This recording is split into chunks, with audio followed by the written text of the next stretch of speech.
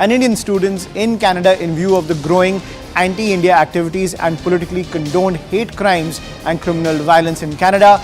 All Indian nationals there and those contemplating travel have been urged to exercise utmost caution. Recently, threats have particularly targeted towards Indian diplomats and sections of the Indian community who oppose the anti-India agenda. In the view of those rising attacks, this advisory has come for Indian nationals living inside Canada and those planning to travel to Canada. Now, Indian nationals are therefore advised, as per this advisory, they are advised to avoid traveling to regions and political venues in Canada that have seen such incidents. Our High Commission, that is the pitch that's come in from the MEA, our High Commission and Consulate Generals will continue to be in contact with the Canadian authorities to ensure the safety and the well-being of the Indian community in Canada. So that is the pitch that has come in from the MEA. Remember, last night Canada gave out an advisory to its citizens that those who are in India and those who are planning to travel to India should exercise utmost caution. And now that same pitch has come in from the MEA for Indian nationals who are living inside Canada, especially Indian students who are in Canada, as well as those who are planning to travel to Canada. So this diplomatic ties between India and Canada seem to be taking a further nosedive, ladies and gentlemen, as the ties become more and more strained in the wake of Justin Trudeau's allegation that the Indian government had something to do with the murder of Hardeep Nijjar, who is a Khalistani supporter, especially when it comes to the entire firestorm that has been caused by the Trudeau government with their tacit support for Khalistani elements inside Canada. We've seen continuous attacks as well as rallies when it comes to promoting the Khalistani agenda, and the inaction of the Trudeau government has something that has caused a lot of concern over here in India, something Prime Minister Modi raised at the G20 summit as well. But diplomatic ties seem to be taking a nosedive. I'm joined by my colleague Abhishek Jha, who's getting us this piece of breaking news. Abhishek, give us the details.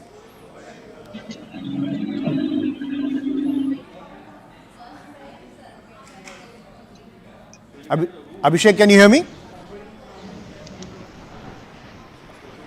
Right, we'll try to reconnect with Abhishek over there. But what we are learning now is the MEA has sent an advisory to Indian nationals living inside Canada and those planning to travel to Canada, saying that they should exercise the utmost caution as well as avoid those locations inside Canada where pro-Khalistani political activity takes place because of the recent attacks on not just Indian diplomats but other members of the Indian community who have protested against the Khalistani agenda, as well as those political elements who have supported the Khalistani agenda. So that advisory is coming in from the MEA, which has advised Indian nationals who are inside Canada and those planning to travel to Canada, saying that they should exercise the utmost caution, avoid those locations where pro-Khalistani political activity is taking place. Remember, diplomatic ties, ladies and gentlemen, are being strained between India and Canada and continue to be under pressure in the wake of Justin Trudeau, Canada's Prime Minister.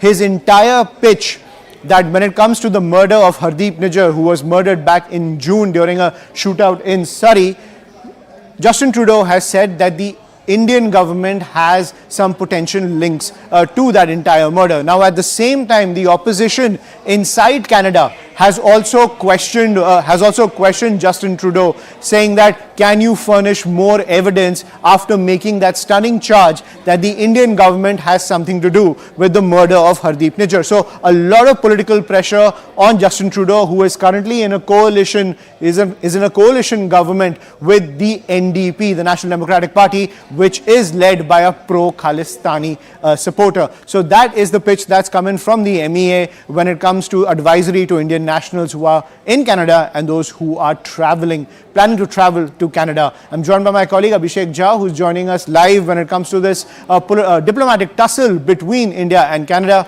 Abhishek, give us the details.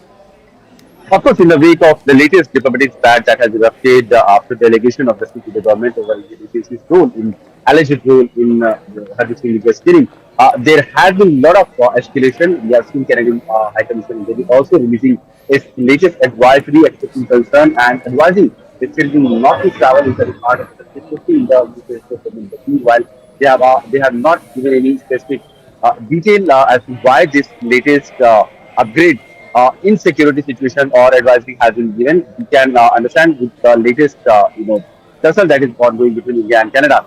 Also, in the Indian High Commission in Canada, they have also advised Indian listeners about the security situation. The advisory has clearly said that with the growing anti-India activities and politically cordoned hate crimes and criminal violence in Canada, all Indian nationals there and those contemplating travel are also exercise utmost caution. We are seeing a lot of exercise or anti-India activities happening from the Khalistani elements in Canada. There is a referendum that is also scheduled to happen on 25th.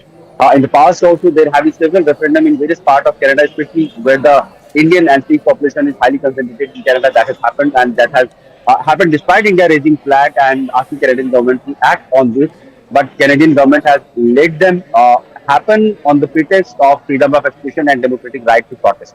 So this is what Canadian position has been, and in the wake of laxity from the Canadian government on acting on against anti-India elements in Canada, this latest advisory has cautioned citizens in Canada to be careful, and for those who wish to travel Canada, there has been caution expressed for them also in the latest advisory.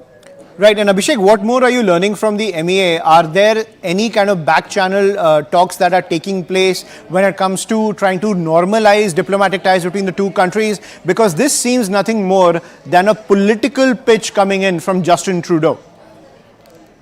You see, Ashman, with the diplomatic escalation, we can see first Canadian government had asked the senior Indian diplomat to leave Canada. That was reciprocated when Indian side also asked the Canadian senior diplomats to leave India within the next 5 days. So he's still there and he'll leave in the next couple of days.